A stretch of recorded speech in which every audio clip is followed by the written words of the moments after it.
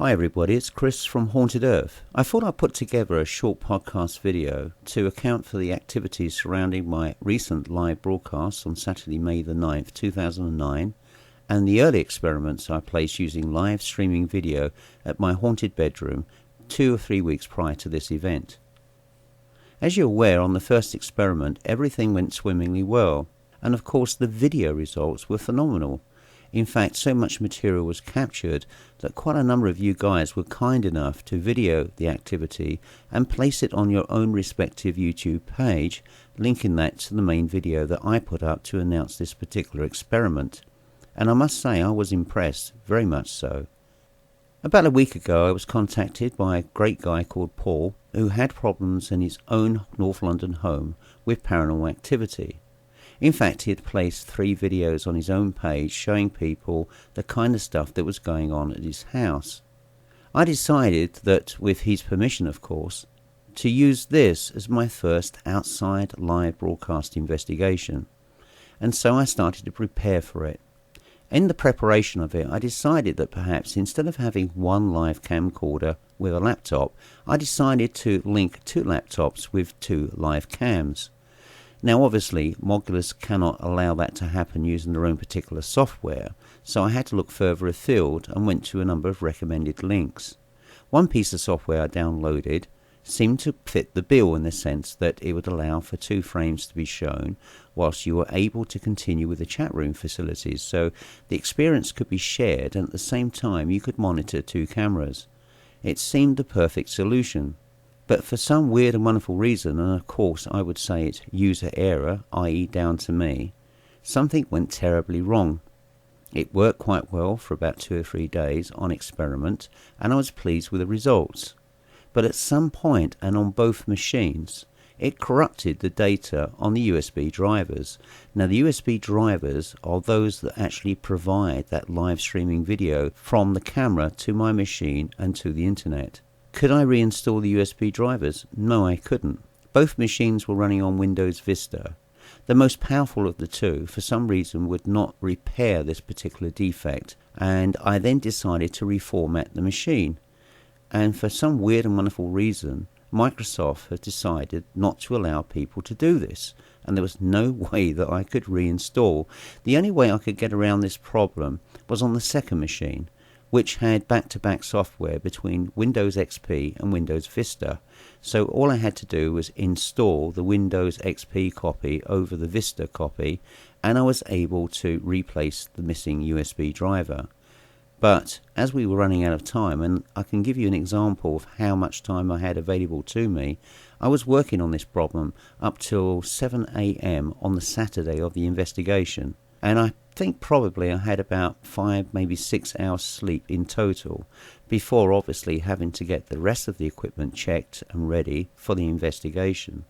So I wasn't left with much time, unfortunately, and frustrated with the results thus so far, we went to the address and was able to set up the 1 live cam, and of course we were able to go ahead with our live broadcast at 11 PM at night.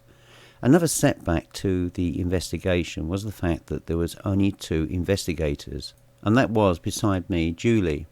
Unfortunately, Sean couldn't make it because he had pulled a muscle in his back and was laid up for a few more weeks yet to come. And Dee, unfortunately, had to go to work early on the Sunday morning, added to the fact that she was also suffering from the mild effects of a cold. So, left with, shall we say, limited resources, we went ahead anyway, and we were assisted at certain points by Paul, the occupier of the house. So that was the earliest problems I had. The following problem, of course, when we were actually set up and running, was audio, and after a few minor adjustments and with help from you guys, I was able to get the audio back online too. Suffice to say, there were a few other problems whilst carrying out the investigation, but fortunately they were minor.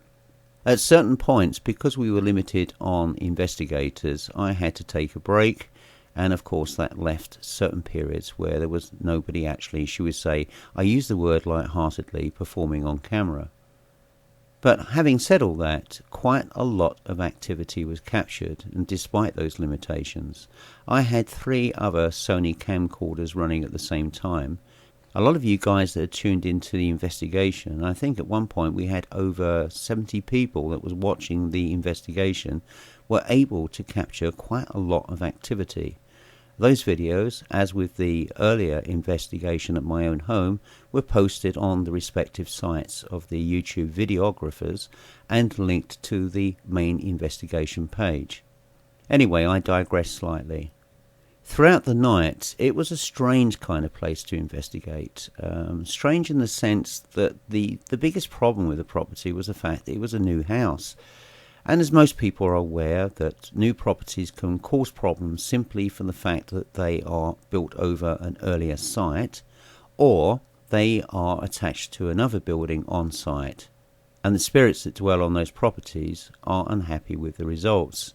In this particular case, and this was weird, Judy picked up on this very, very quickly, that the actual spirit that was unhappy was an old man.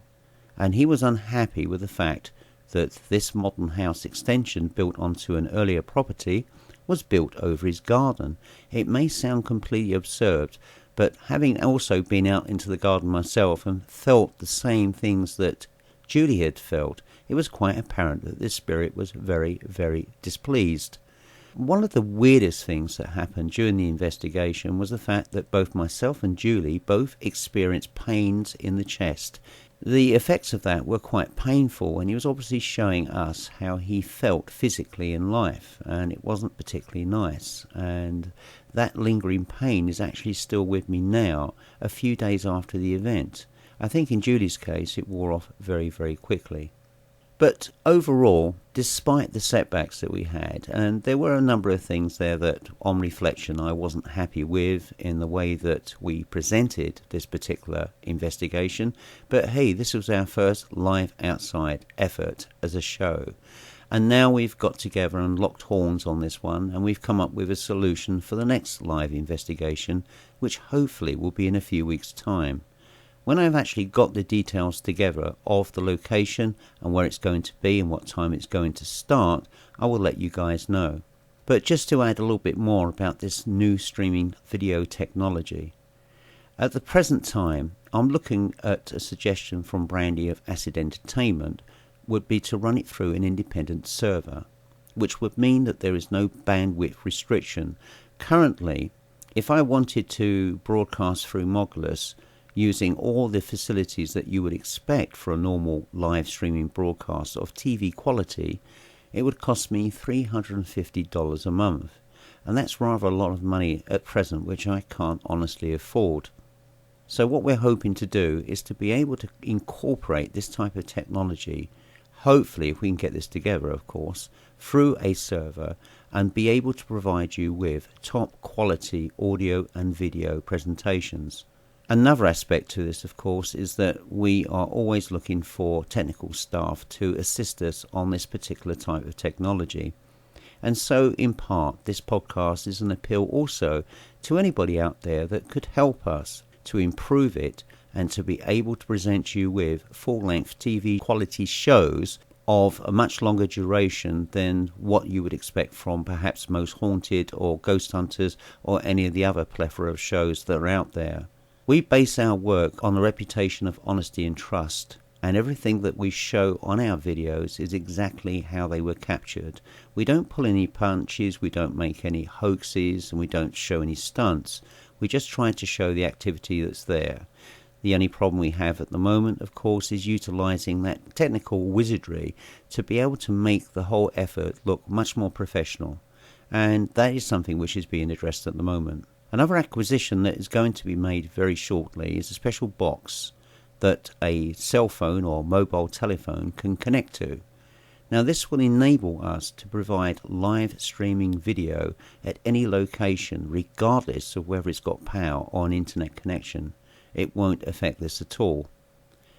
And what we will be using to provide the power for the cameras will be the Sony Nightshot camcorders that we use as standard stock recorders anyway.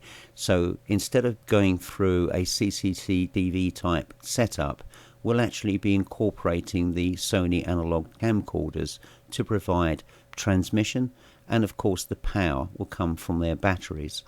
So that would give us an optimum operating time of maybe between 1 and 2 hours. The only drawback we have at the moment is the laptops.